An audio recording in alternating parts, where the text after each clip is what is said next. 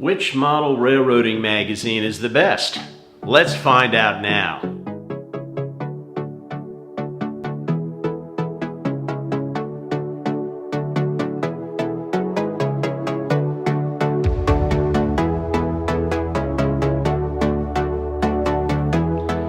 Hi, I'm Bob Johnson. Welcome to my next YouTube video.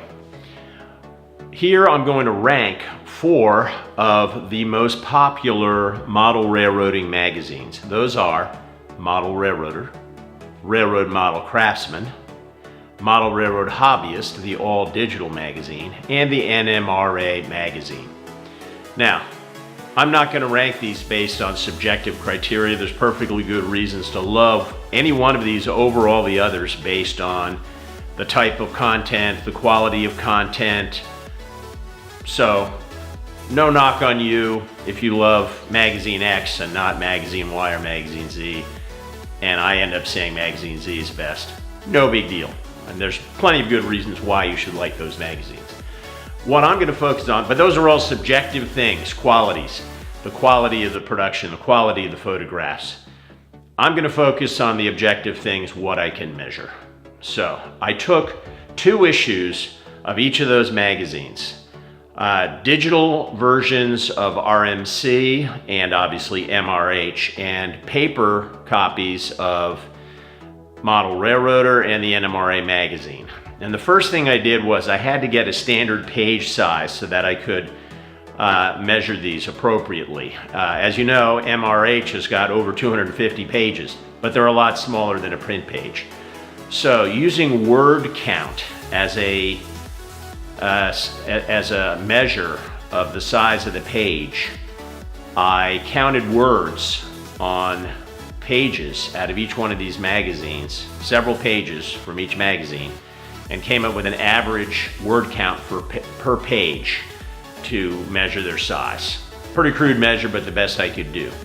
I then averaged the 3 print magazine page sizes to get a standard page size.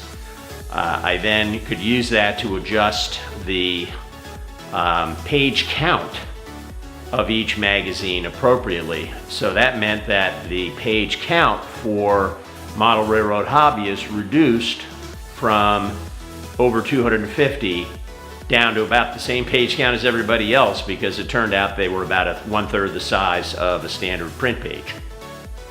So once I had that and I adjusted the page counts appropriately, I then looked at every page of every magazine to figure out how much was dedicated to advertising. I know advertising is important and it has value, but I also am willing to bet that if there was a magazine that was 100% advertising, you wouldn't pay for it. And there's a reason for that. You're buying the magazine for the other content. Advertising is nice to have, but it doesn't necessarily relate to what you're interested in. Lots of reasons why you're not going to pay for advertising. So I then figured out what percentage of each magazine is dedicated to advertising and what percent is dedicated to everything else. I then multiplied that by the number of standard pages in each magazine to come up with a quantity measure of non-advertising content. Now, as you can see based on the chart, the winner is Railroad Model Craftsman. A close second is Model Railroad Hobbyist. And the MRR magazine and Model Railroader are neck and neck in terms of pages of quality content. When I started this study, I was convinced that the outcome would show that MRH was the winner by a significant margin, and that obviously is not true. However, the other purpose for this video is to urge you to support MRH, because as a value proposition, MRH is obviously the winner because there's no subscription fee. So it's the clear winner there.